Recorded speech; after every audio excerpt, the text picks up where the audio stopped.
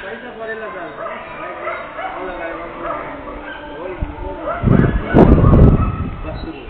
पैसा रेट ಇಲ್ಲ पैसा ಎಲಿವೇಷನ್ ಇಲ್ಲ ಎಲ್ಲದೇ ಎಲ್ಲರೂ ಇದರ ಜನನ ಸ್ವಾಮಿ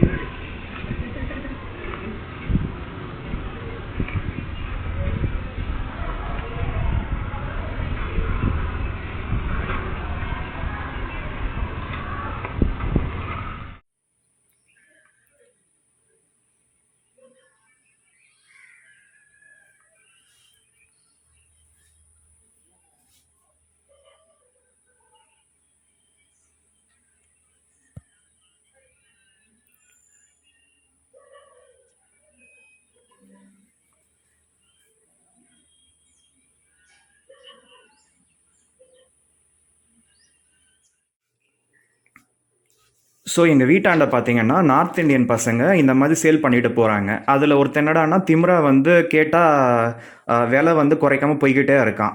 இது வந்து 150 ரூபாவாங்க. இது வந்து நார்மல் கிடையாது, ஃபைபர் போல். இப்போ எல்லாமே ஆர்டிஃபிஷியலாக வந்துருச்சு. அதனால் இது நல்லா ஒரு 2 இயர்ஸ் 3 இயர்ஸ் ஆனாலும் உழைக்கும்னு சொல்கிறான். இது 150 எல்லாம் வந்து கண்டிப்பாக விலை அதிகம்தான். அதனால் அதுக்கப்புறம் நான் பார்கெயின் பண்ணி இன்னொருத்தன் வந்து அவன்கிட்ட நான் விலை பேசி வாங்கினேன். சரி, ஒன்று வாங்கினா கொடுக்க மாட்டானுங்கன்னு இதையும் நான் வாங்கினேன். ஏதாவது டேபிள் எல்லாம் க்ளீன் பண்ணிக்கிறதுக்கு உதவும். இது 80 ரூபாவாம், இது 150 ரூபாவாம். அதுக்கப்புறம் ரெண்டும் சேர்த்து மல்லு கட்டி 130 ரூபாய்க்கு வாங்கியிருக்கேன். சொல்கிறான், நீங்கள் எப்பயாவது நான் திரும்பி வரப்போ நான் கேட்குறேன், 20 ருபீஸ் கொடுத்துடுங்கன்னு சொல்லி கேட்குறான். சரி, அவங்ககிட்ட நான் பார்கெயின் பண்ணி நான் 130 ரூபாய்க்கு வாங்கிட்டேன். இப்போ என்ன தோணுதுன்னா, இப்படியெல்லாம் நம்ம பார்கெயின் பண்ணி பெருசாக கோட்டை விட்டுட்ருமே, அட்லீஸ்ட் அவனுங்களுக்காவது கொடுத்துருந்தா அவனுங்களாவது திருப்தியாக போயிருப்பானுங்களேன்னு தோணுது. அந்த நிலைமைக்கு நான் வரணும்னா எனக்கு இந்த கடன் தொல்லை இருக்கக்கூடாது. இந்த கசின் தருதலைங்க என்னைக்கு அந்த காசை கொடுத்து தொலையுங்கன்னு தெரியல. இல்லைனா அதுங்க என்ன தான் நோக்கத்தில் இருக்குதுங்கன்னு தெரியல. ஃபோன் எடுத்து தொலைய மாட்டேங்குதுங்க.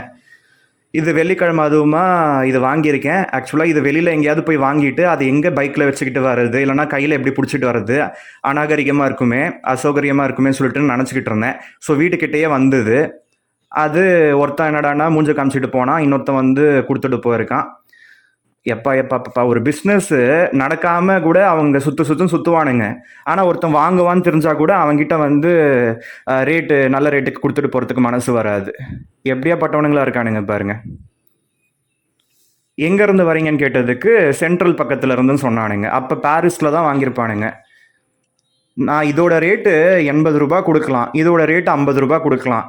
இது ரெண்டுமே கரெக்டான ரேட்டு தான். 80 + 50 130 ரூபா கொடுத்து அனுப்புனேன். அவன் என்னடான்னா, நான் அப்புறமா எப்பயாவது வருவேன், நான் 20 ரூபாய் கேட்பேன், கேமராலாம் வச்சுருக்கீங்க, ரெக்கார்டாக இருக்குது அப்படின்னு எனக்கே அவன் பாடம் சொல்லிட்டு போகிறான். எப்படியா பட்டவனா இருக்கான் பார்த்துக்கோங்க. ஃபஸ்ட்டு இந்த மாதிரி விற்க வரவனுங்க சும்மா நான் காசு எடுத்துகிட்டு வரத்துக்குள்ளே காரி துப்புறானுங்க.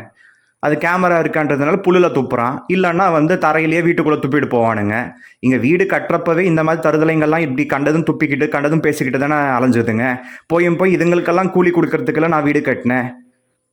டிஐசிஜிஎஸ் இன்சூரன்ஸ் 1 lakh தாண்டா இருக்குது. எதுக்கு தேவையில்லாமல் ரிஸ்க்கு? நம்ம கடனை வாங்கி கூட வீடை கட்டிக்கலாம், இருக்கிற ஒரு 4-5 லட்சத்தை வச்சு நம்ம ஆரம்பிப்போம்னு சொல்லி ஆரம்பிச்சு இவனுங்க எந்த வேலை பார்த்தாலும் எதையாவது மென்னுக்கிட்டு அதை அப்படியே துப்பிக்கிட்டு கிடப்பானுங்க. நார்த் இந்தியன் கிடையாது, நம்ம தமிழ்காரங்க கூட அப்படிதான் அநாகரிகமாக நடந்துக்கிறாங்க. ஒருத்தவங்க வீடு பார்த்து கட்டிக்கிட்டு இருக்காங்க, அவங்க அந்த வீடு பார்க்க வராங்கன்னா அந்த இடத்துல அவங்க எப்படி இருக்கணும்? மரியாதையாக நடந்துக்கலனாலும் இந்த மாதிரி அவமரியாதை நடத்தக்கூடாது இல்லை? ஏன் வீடு கட்டிக்கிட்டே இருந்தால் அங்கே துப்பலாமா? என்ன வேணா பண்ணலாமா? அந்த மாதிரி தான் வீடு கட்டுறப்ப எவனோ ஒருத்தனை கொன்று அந்த ஸ்லாபில் போட்டு ஏதோ தெலுங்குல ஒரு பேய் படம் கூட எடுத்து வச்சிருக்கான். இந்த மாதிரியெல்லாம் கூட இருக்குது. மோசமான ஜனங்க.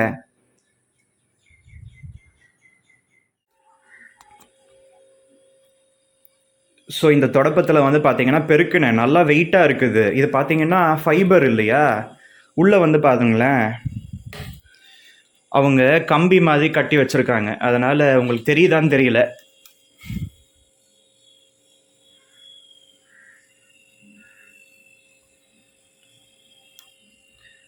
இது கம்பி மாதிரி இருக்குல்ல, அது ஃபைபரு. நல்லா வந்து எவ்வளோ குப்பை வந்திருக்கு பாருங்க. கிட்டத்தட்ட ஒரு வாரம் மேலே ஆகுது வீடு வந்து பெருக்கி. இது நார்மல் தொடப்பத்தில் இவ்வளோ வராது. இது கொஞ்சம் நல்லாவே வந்து தூசியெல்லாம் வந்து எடுக்குது. கொடுக்கலாம். ஸோ 2த்துக்கும் சேர்த்து ரூ. 150 கொடுத்து அனுப்பியிருக்கலாம். என்கிட்ட காசு இல்லை. சரி ஸ்கேன் பண்ணுறதுக்கெல்லாம் அவன்கிட்ட இருக்குமோ இருக்காதான்னு சொல்லிட்டு நான் என்கிட்ட இருக்க காசு மட்டும் நான் அரேஞ்ச் பண்ணி நான் கொடுத்துட்டேன். 130க்கு தான் நான் வாங்கினேன் ரெண்டும் சேர்த்து. நம்மளை விட கம்மியாக வாங்குறவங்க தான் அதிகமாக இருப்பாங்க. நம்ம என்னடா நல்ல ரேட்டுக்கு வாங்கியிருப்போம், அவனுங்க என்னடா மூஞ்சி காமிச்சிட்டு போவானுங்க.